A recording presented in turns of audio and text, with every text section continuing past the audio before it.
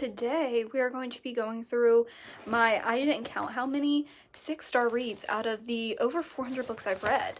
Now, this looks like a big stack, but I promise you these books are just huge. It is actually quite a big stack, so. With big books. It's a big stack with big books in it. That's the vibe. So first, we're gonna just jump straight into this with the romance series that altered my brain chemistry. I went into the Flawless Chestnut Spring series expecting to hate it, if I'm being completely honest.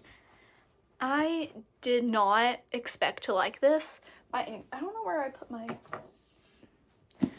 headphone case to take them out, but I didn't expect to like this. I really didn't. I went into it being like, okay, I live in like cowboy country. I'm not gonna like it. It's not gonna hit. But oh my gosh, did it hit. Every single time I go into a fantasy series, I want it to give me this feeling. Did I say fantasy series? Every time I go into a romance series, I want it to give me the feelings that this did, but nothing has given me, ooh, I'm a little bit too illuminated now. Nothing has given me that feeling that this book series did. Nothing. Reckless is my favorite. It's the 4th book. So can I talk about how much I hate the US covers? Why? And like the UK covers are so much better. I don't know why it's this size. Like compared to a normal size paperback. Why is it like that? Anyway.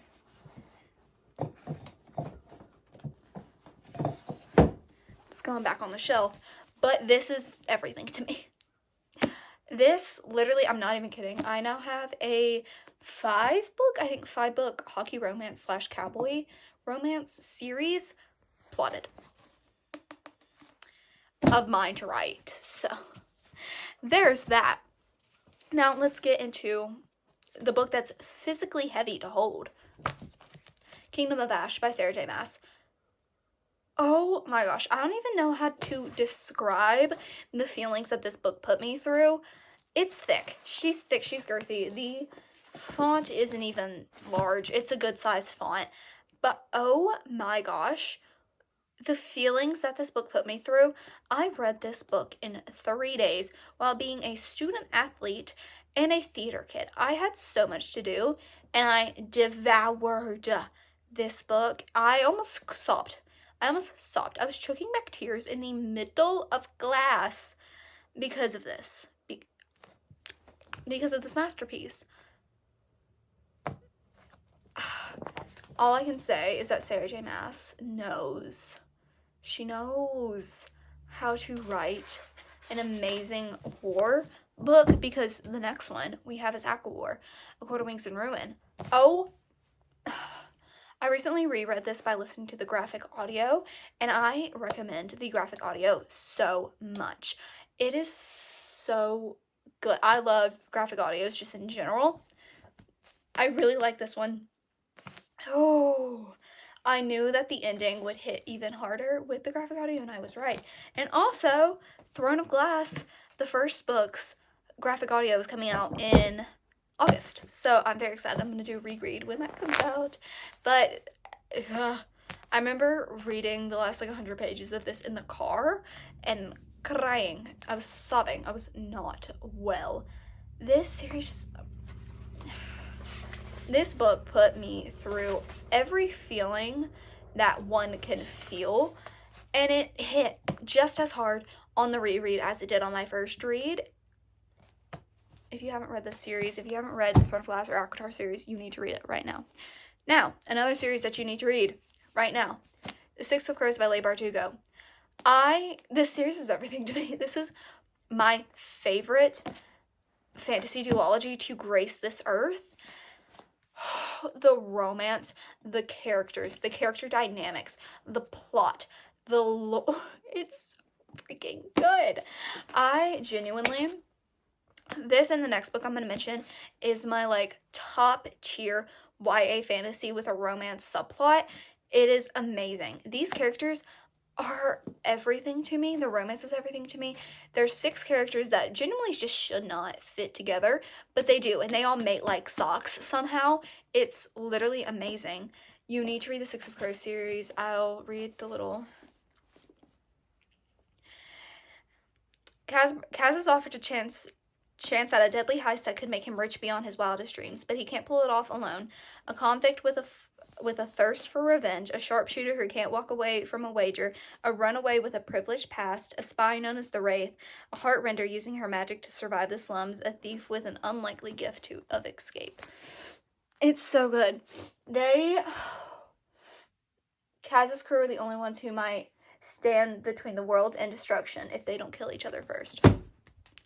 Now, The Cruel Prince, my other YA fantasy series with a romance subplot. Oh my gosh, this series got me into reading. This series was the intro drug that made me devour books now.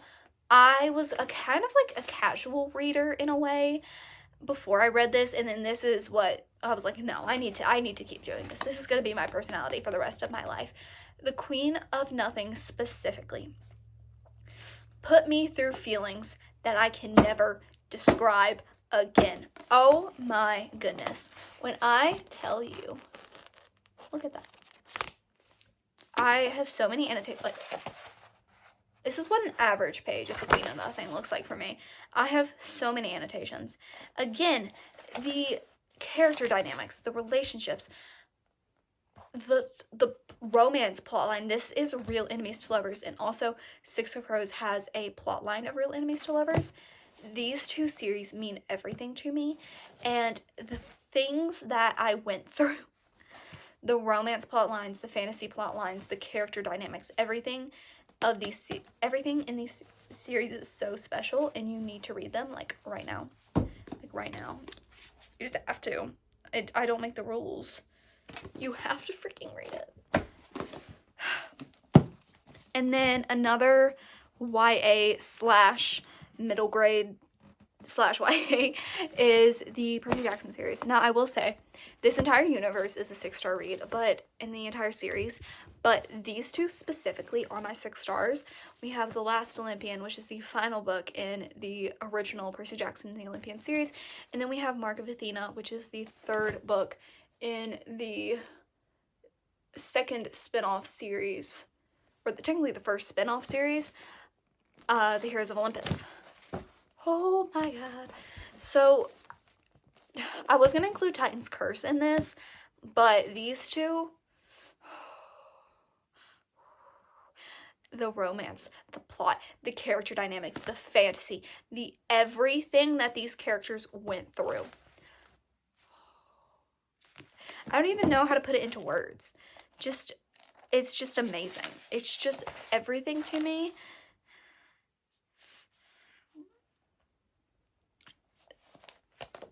The Cord, a familiar face said, "Remember your lifeline, Tummy."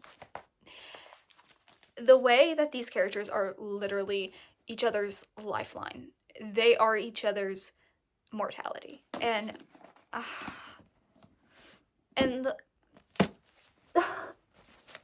the way this book ends, it's,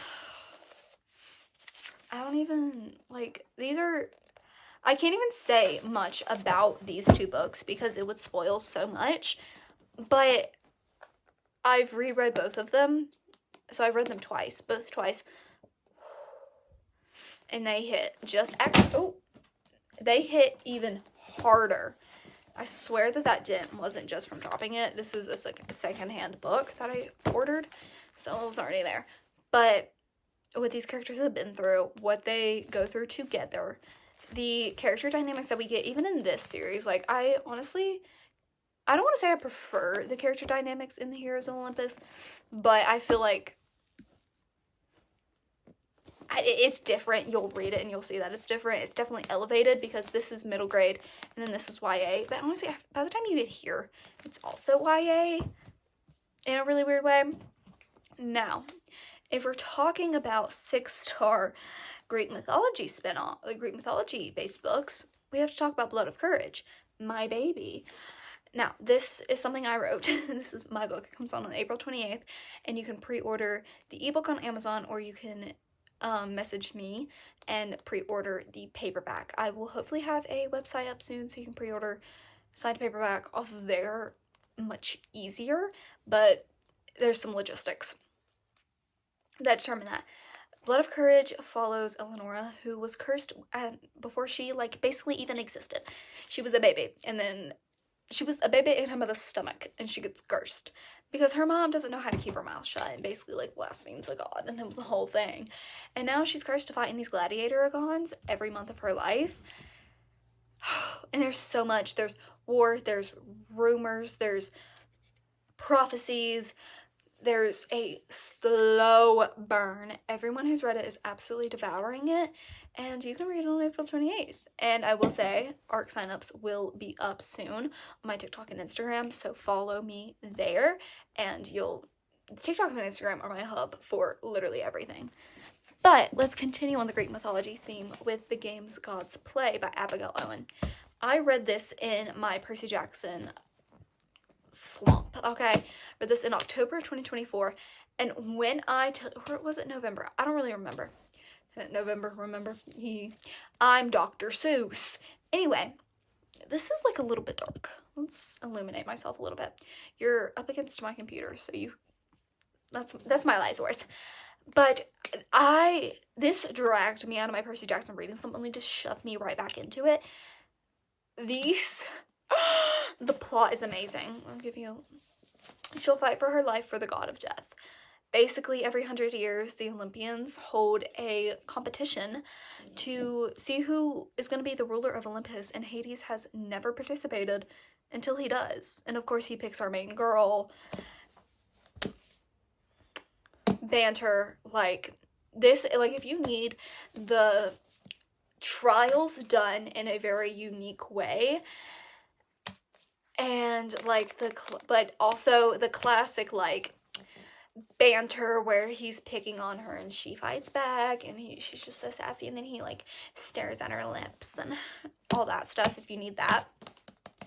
But it is done very uniquely, especially because of the Greek mythology plot. It adds where it is, I would say it's more of like a classic romantasy, but it's also the Greek mythology makes it not feel like a classic romantasy with, like, fae and enemies to lovers and the banter, but it is like the banter, but it is between Hades and our main girl. And then let me get my stack closer to me, because my stack is being covered by my other stack. We'll go into romance after. We'll go back into romance after we talk about Divine Rivals, because Divine Rivals,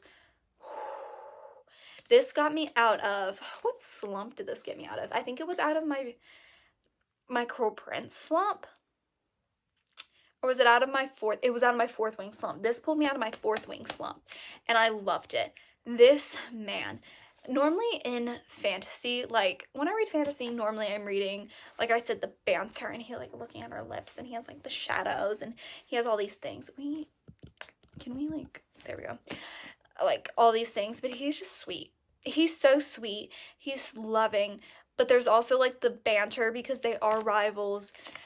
I feel like everyone and their mom knows the plot of this, so I'm just going to read you the little blurb. When two young rival journalists find love through a magical connection, they must face the depths of hell in a war between gods, and to seal their fate forever. This also, the atmosphere of it, I really loved. I loved the fantasy, I loved the romance, I loved the everything. Everything about this was amazing. The sweet, sweet love story and the atmosphere of almost being like World War I-esque. Like, that's the era that it feels like it's from, and it was really good. And now we're going to go into romance, and you saw a sneak peek. Just for the Summer by Abby Jimenez is my favorite standalone romance. This is everything to me, except it's not really a standalone. Where is it? You have to read, I'm not digging it out of that stack, but you have to read A Part of Your World and Yours Truly first before you read this book, or else you're going to love it. Trust me, it's amazing. It stands on its own very well. But you're robbing yourself, because the plot twist that happens in this, you're not going to get unless you read the other two books first. You have to do it. This is one of my favorite romance men. His name's Justin, right? Yeah, his name's Justin. I cannot remember character names to save my life. So basically, Emma and Justin had the same curse. That every time they date someone and then they break up, that person they dated goes on to find their like true love and their match. And so they're like, hey, let's date just for the summer to get and break our curse, which she missed the opportunity to call this yours for the summer, because it's yours truly and part of your world. Why doesn't this have the your in it? Anyway, so Emma, they have one of their scheduled dates, and Emma misses their date because she got sick and her roommate wasn't there, and she lives on this little island in the middle of a lake. He doesn't have a boat, so he takes a unicorn floaty and paddles for over an hour.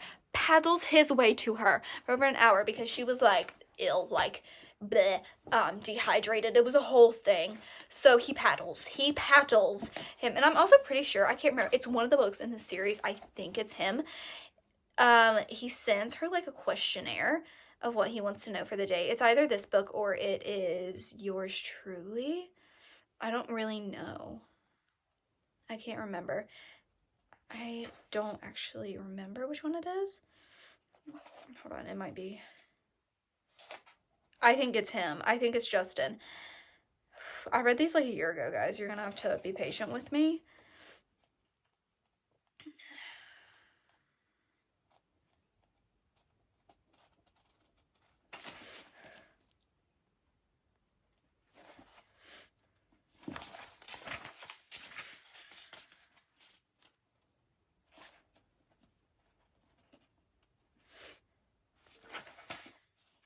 Yeah, he sends her little invitations, and the first invitation he sends her is with his past partners writing reviews on him. So Justin is a wonderful gentleman, and I met my husband Mike after we broke up. 10 out of 10 would break up with him again. Justin smells very nice, and even my cat liked him. And my cat doesn't like anyone. Highly recommend. Justin made all my wildest dreams come true, which was to get married to someone who wasn't him at Disneyland.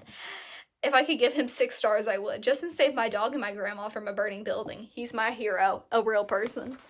And then finally, I'm only writing this because I'm assuming if he gets a girlfriend, she'll tell him how stupid he is for naming his dog Brad, and she'll convince him to change it. Justin's very polite and has excellent personal hygiene. You should date him.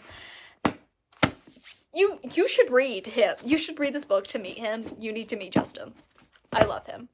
And then you saw it. Completely different vibe. Well, not really completely different vibe, because this is a little bit heart-wrenching. This is gut-wrenching. This will hollow you out and leave you as a shell of yourself, but also like give you kisses, because the romance is precious. Now, I will say Binding and Keeping 13 are 6-star, and Redeeming 6 are 6 stars for me, but I'm just gonna talk about Keeping 13 because Keeping 13 is my favorite and the best in this series. Look at the tabs. That is not natural for me to tab that much in a romance book. Oh my gosh. This is not your standard romance book. You need to read the trigger warnings going into this series. But when I tell you that these books mean so much to me, I just filmed a reading vlog that's coming out in a few weeks of releasing 10. And I went and I picked up this and the first book to talk about as like an example for something. And I started reading my annotations and literally crying. Like I just read them and I like cry. And I've never had a book that I can literally look at the annotations and make me cry. We have one more left, and that's the only one I don't have physically, and that is Zodiac Academy, specifically book 8, is everything to me. Book 8, while it is over 1,200 pages, it is, I can't even describe the feelings that book put me through. I sobbed. I laughed. That book put me through the emotional ringer in the best way possible, and I'm so glad I read it, and I want to reread it. I want to reread the entire series. I just want to live in these characters' heads and just read about them being happy 24/7, but there's not a lot of happy, to be honest. But those are my 6-star reads. I hope you enjoyed this. Bye!